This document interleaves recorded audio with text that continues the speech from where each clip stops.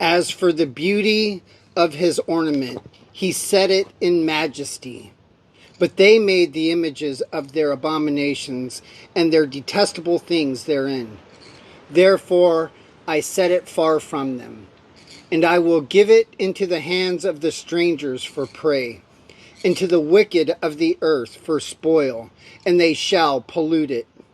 My face will I turn also from them, and they shall pollute my secret place, for the robbers shall enter into it and defile it. Make a chain, for the land is full of bloody crimes, and the city is full of violence. Wherefore I will put the worst of the heathen, and they shall possess their houses. I will also make the pomp of the strong to cease, and their holy places shall be defiled. Destruction cometh, and they shall seek peace, and there shall be none. Mischief shall come upon mischief, and rumor shall be upon rumor. Then shall they seek a vision of the prophet, but the law shall perish from the priest, and the counsel from the ancients. The king shall mourn, and the prince shall be clothed with desolation, and the hands of the people of the land shall be troubled. I will do unto them after their way, according to their deserts will I judge them, and they shall know that I am the Lord. That is Ezekiel 7, verses 20 through 27.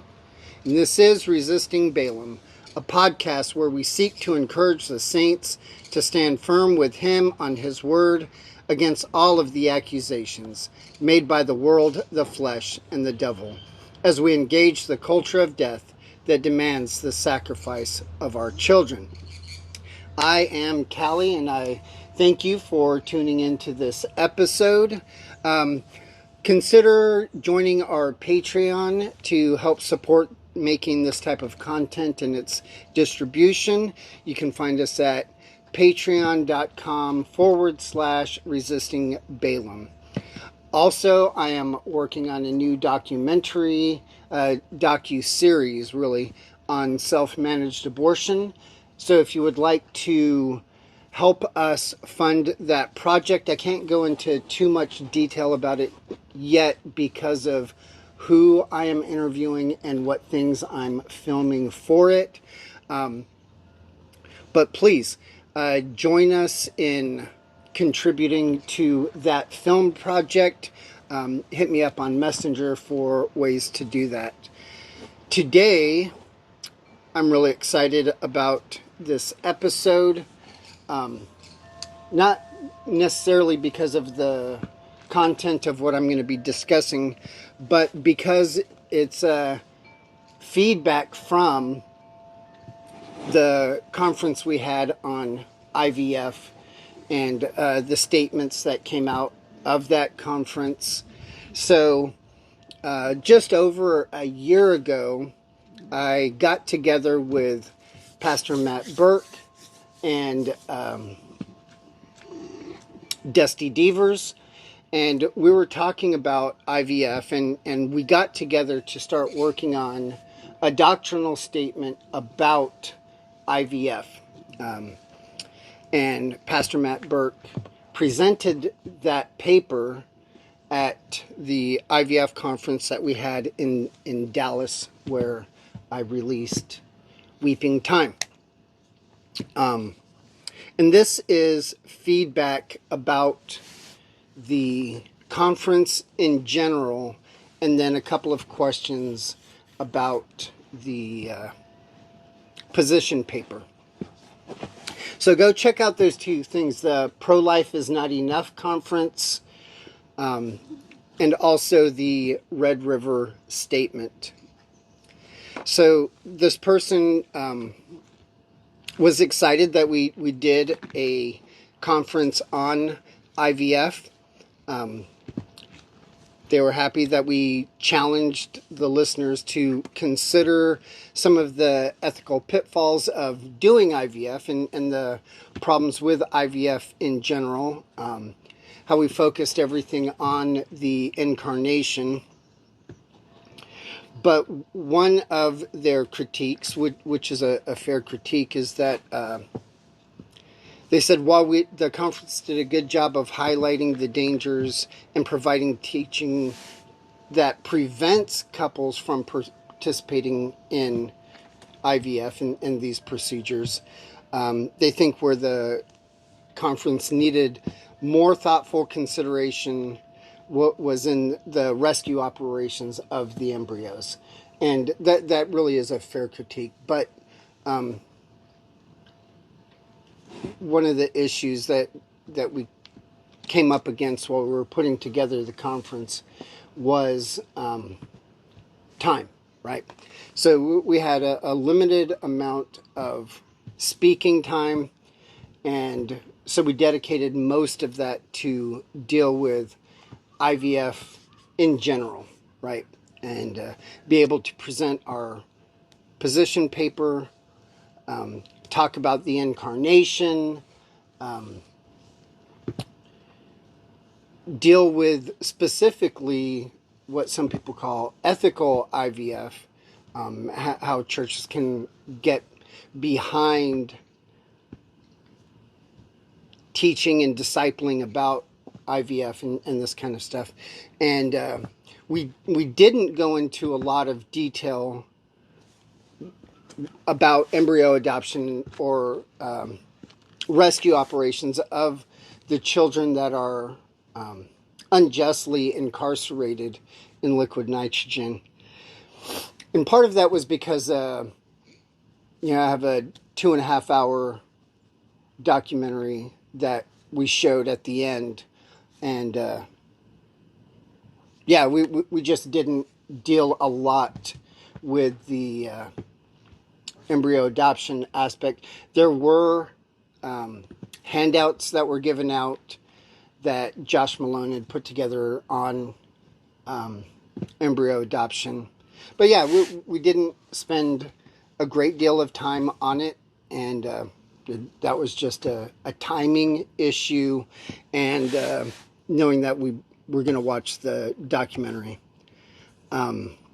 So the questions, a lot of them deal with embryo adoption and this rescue operation. And this is what they say. First, it must be acknowledged that in any rescue operation of embryos, the burden should fall on the parents of the frozen embryos to have all of their children. And that burden should not be passed on to others unless absolutely impossible for some reason. And they go on to say, I'll just use a surrogate or I'll put them up for adoption. Should not be said flippantly. And we agree.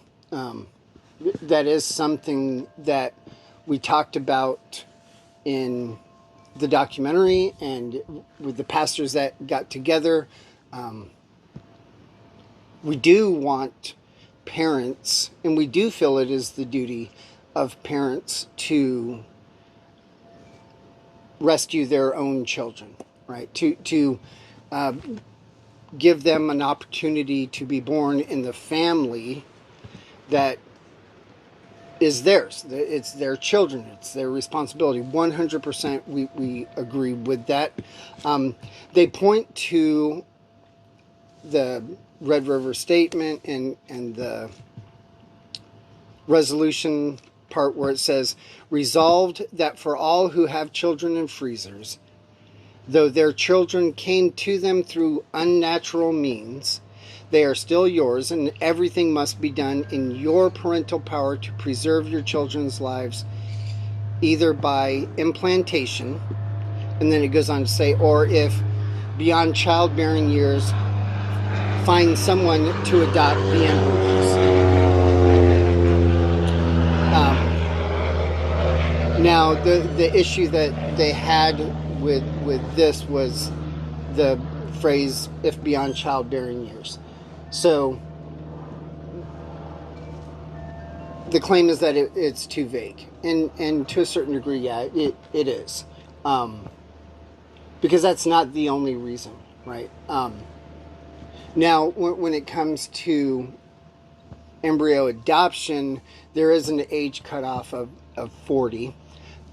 And for implantation or transfer of your own embryos, it's a little bit higher than that, though the success rate drops drastically.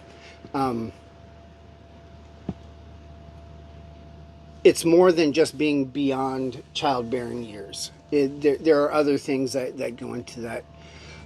For example, one of the couples that I interviewed, the biological parents,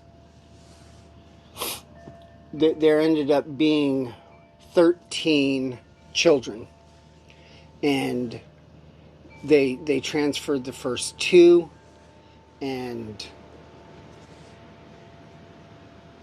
there were complications with the woman, and she is unable physically to birth or to be pregnant with the rest of them.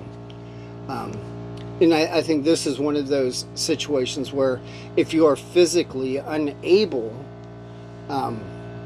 because of complications in your pregnancy or whatever biological things happen to the woman's body where she cannot have the children, I think this is the area that we were intending to talk about. Also, the other couple that I interviewed in my documentary, the siblings that they adopted, and she has born these twins, came from a sibling group of 30.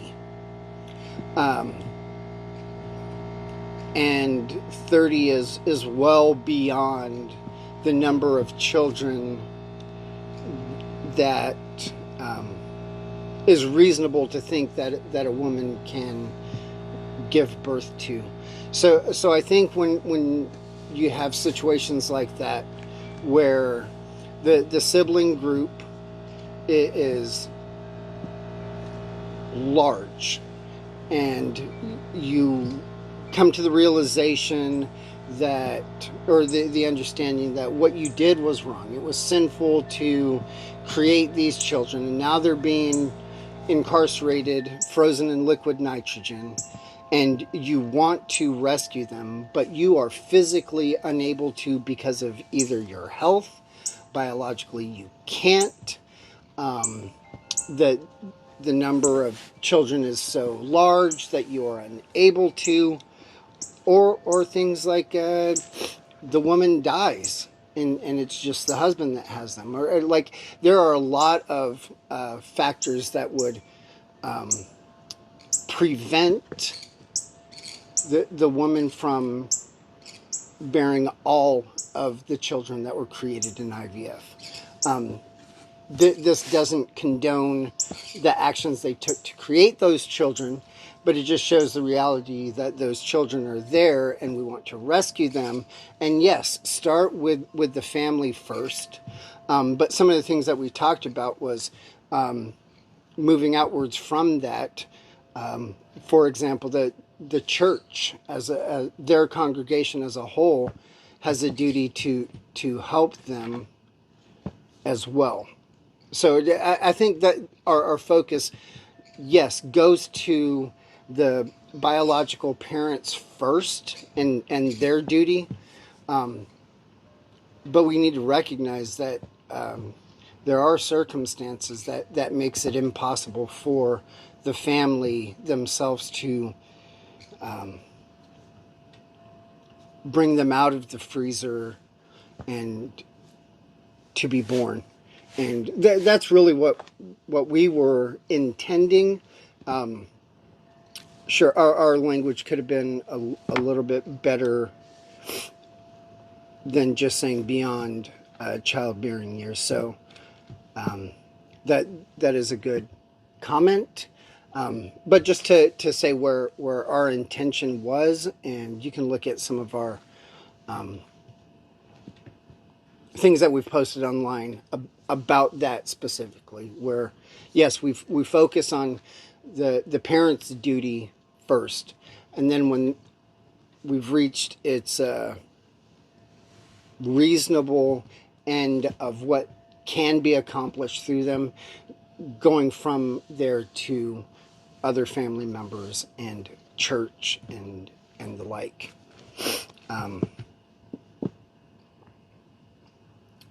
So yeah, and that was some of the comments. Yes, we did mean physically unable. So some of the things that they brought up was having to tell the children about being adopted and why. And yes, those are conversations that need to happen.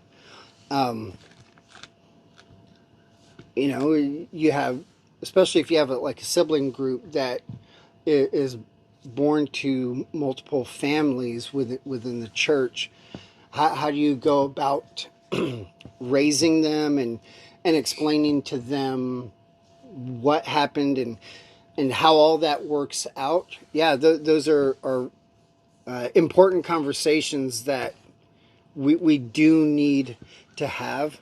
And we do agree that it is the duty of the family primarily to rescue the children. Then the next comment they made was on the next part of the resolution. Says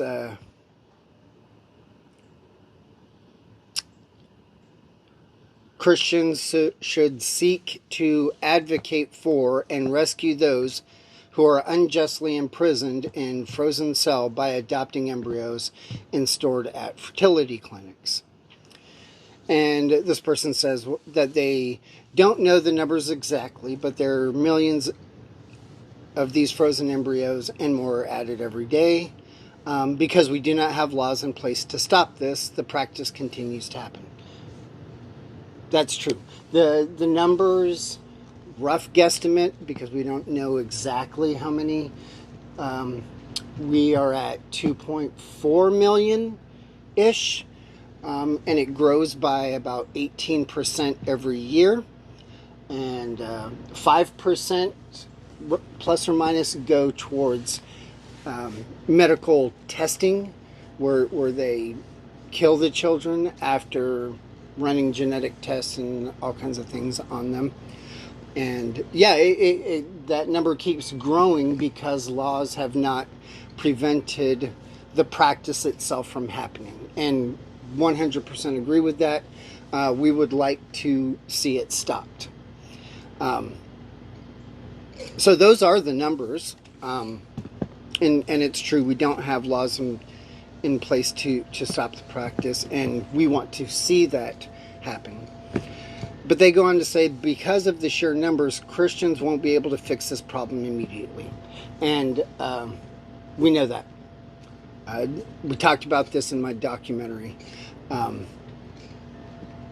There are other things to consider too when looking at the numbers of like 2.4 million in freezers, is not all of them are available to be adopted.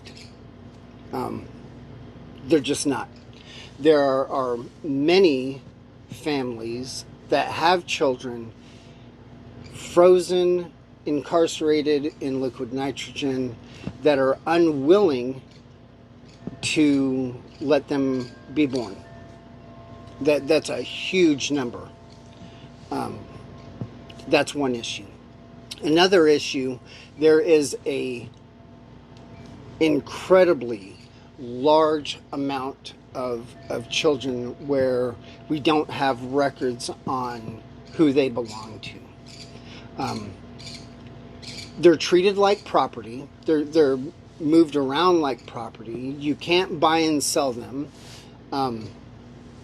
But it is a transfer of property when you move them from one location to another, one state to another. But there are fertility clinics where the parents have stopped paying and the doctors have this moral problem with just killing those children, discarding them. So they've kept them in storage anyway. And this is a huge number of children, and they cannot be just given away without parental consent, and they don't know who the parents are. So that puts it in a whole nother issue of how do we rescue these children, and they don't know who the parents are. They can't get permission because of the way the laws are written right now. So they're unable to be rescued at this point until we start changing some of the laws and things like that. All of that to say that of the 2.4 million, only a small fraction of them are eligible to be adopted right now. But either way, we're not saying that every Christian has to adopt these children. But what we are saying is that if Christian families did seek to go out and try to rescue some of these children, we would put a dent in that number pretty fast. And we're not saying that it would solve the issue immediately or fix the problem instantly. Nobody believes that. We do realize that the huge number of children that are frozen, coupled with the parents that will not release, and the large number of children that are being held where there is no documented parent to sign off, it makes it impossible to legally rescue them all at this point. So what we're trying to do is make progress in saving the children that we can as we have opportunity. And as Christians go out to do this, it would make an impact in lowering those numbers. Let's see.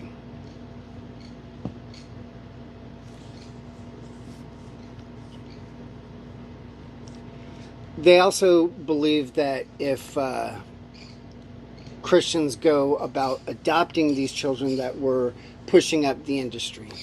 And this is an argument that I got to talk about on an episode where the recording didn't work, and I've had it online with other people.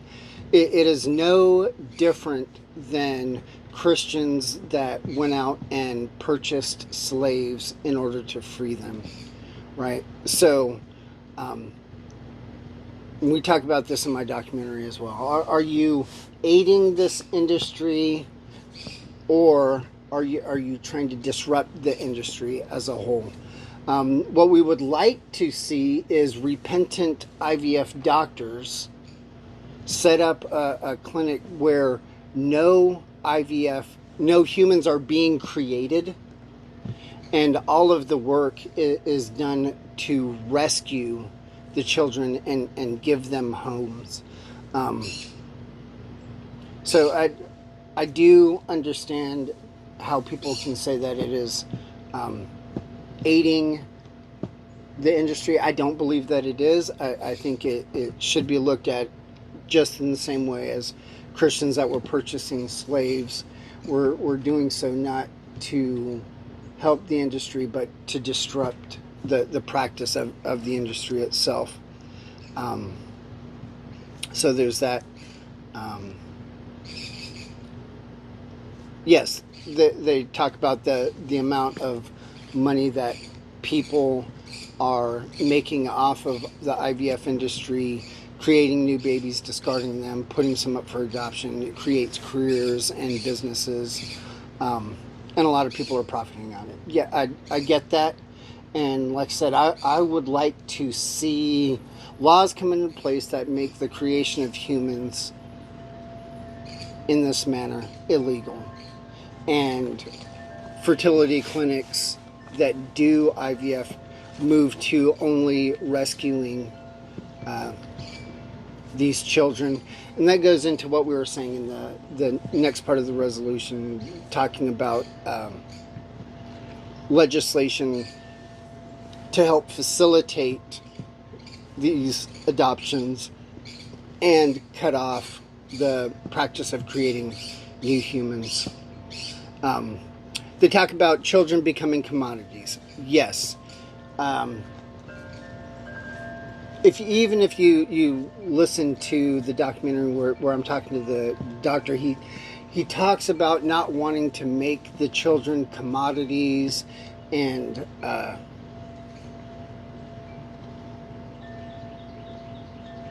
we should look at them as adoptions. But then he goes on to talk about the children as if they are commodities, right? Picking and choosing them based off of ethnicity, gender, genetic qualities of the biological parents. And we're against that, right? The commoditization of these embryos is why the homosex is one of the leading demographics of adopting children through embryo adoption, right? And we're against that. Each of the people that I interviewed talked about that process and how they were against that process. And, you know, some went to the extent of going, give us the whatever child is the least wanted. There's another couple that just did a transfer, and they were seeking out Down syndrome children to keep them from being killed. So yeah, we understand that there are times where the industry treats them as commodities, but what we are trying to do is show the humanity of these children and their need for Christ, and to be born and come to knowledge of that. So they say, wouldn't a better strategy be to seek the end of the process first and then move into saving them out of the freezers? I don't think that it necessarily has to be one or the other. Just like in the times of slavery, it wasn't just, hey, let's try to make this illegal and then we'll start rescuing these slaves. It was, we are going to rescue as many slaves as we can, even if that means purchasing them, helping secret them away if they were runaway slaves, while at the same time working to legally to change the legal structure that was in place to have slaves in the first place. I mean, it's like when we talk about abortion, right? We are going to the legislature and demanding that they stop treating abortion as healthcare, that they stop writing healthcare laws that burden a woman's access to abortion in the healthcare system, and to treat it like murder. At the same time, Christians are going out to these healthcare facilities trying to, sharing the gospel, calling them to repent, and praying that they can rescue some of these children that are being led to the slaughter, while the laws are being looked at. I don't think this person would say that you should stop going out to the abortion clinics until we change all the laws. And this is, in a way, similar, right?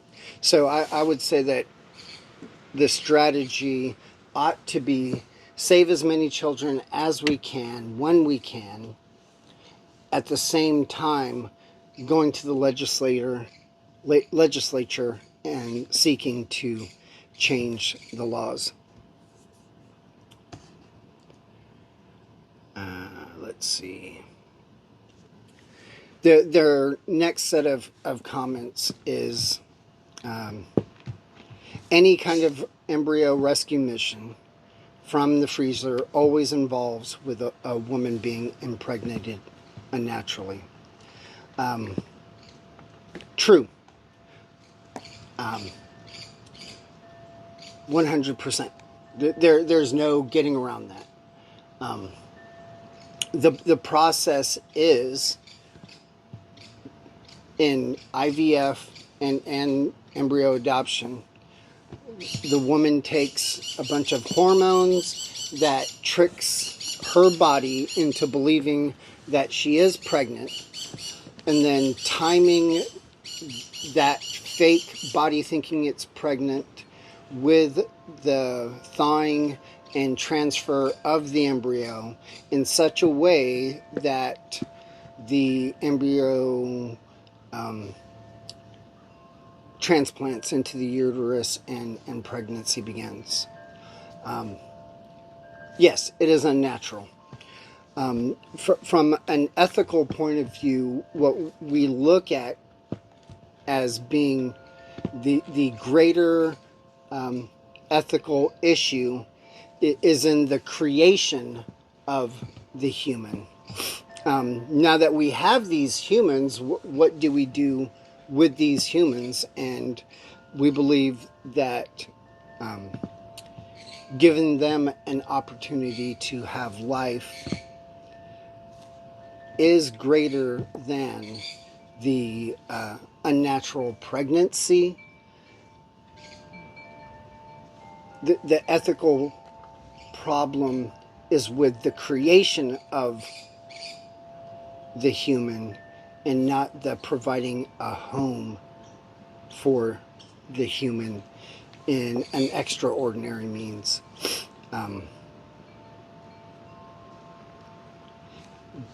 Maybe we didn't make that as clear in the conference, and the question and answer part is what they're saying. Rescuing embryos, getting pregnant with someone else's child is no small thing. We fully agree with that, and we think that there is a lot of gravity that goes to this. I'm sorry that is what you took away, but that is definitely not our intention. We really believe that it is a weighty decision. We're not looking at it as some small thing at all. It is a huge ask. It is a huge sacrifice that couples make together, and especially the woman that is going to be carrying this child, because it is dangerous, they go on to say, and we 100% agree with that. The hormones that are being used long term are not good. I 100% agree with that. And that's what the woman is doing, is sacrificing herself to provide a home. Should she go into that decision knowing that? Yes, 100%. Her pastor should talk to her. Her husband should talk to her. She should go into it knowing the risks to herself, whether it's because of the hormones, because of like a whole number of things. Pregnancy itself is dangerous, right? So we did not mean to come across as thinking that it was something light or just flippant on, yeah, just go have these children. It is a weighty decision. We recognize that it is a very big sacrifice. It's a huge ask, not just physically, but spiritually and emotionally as well. You're giving of yourself for a child that is not biologically yours. That is big. Yes, it could be. They go on to say how disruptive it could be to her own family life and health. 100% agree. It could cause problems with her reproduction in the future. That's true. These are all things that need to be considered by the people that are willing to go rescue these children. And again, I apologize if the gravity of that didn't come across. Definitely isn't our intention. We really believe that it is a huge sacrifice on multiple levels. And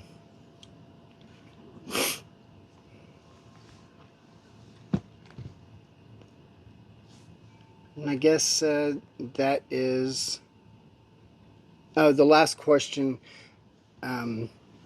is about single women and can they or should they be involved with these types of operations. I don't personally have an issue with single women adopting children. I would prefer, and I think it would be better for married couples. That's where I would place a greater priority.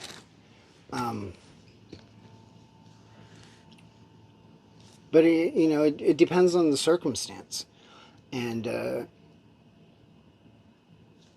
what's going on and why they're single and what they have to offer. I think that's a decision that the individual would have to make with the council of her church and talk about it. So, yeah, I hope that this answered the questions, and I think it's really great that we're getting feedback like this.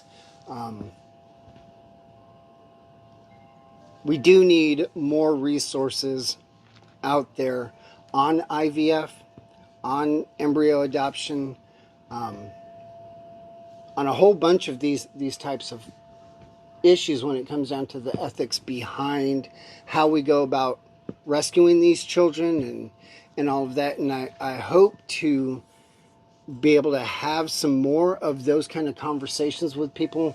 Like I said, the one that I tried to record with somebody who is fully against even embryo adoption, technology was not on our side and her audio was corrupted. But I hope to have those kind of discussions in the future, because it is stuff that we do need to think through, and we haven't done a lot of thinking through this as a whole when it comes to Christian ethics and what's out there. So I hope to be able to participate with more of these types of discussions. I hope this one was helpful. Keep sending us feedback and more questions and objections to what it is that we're saying about IVF or embryo adoption. So that's all I have for you on this episode. Join the resistance and wield the sword of truth. Our Lord has left us here to navigate through this world as priests in the kingdom of God. Apply the mind of Christ and battle against the culture that hates God and loves death.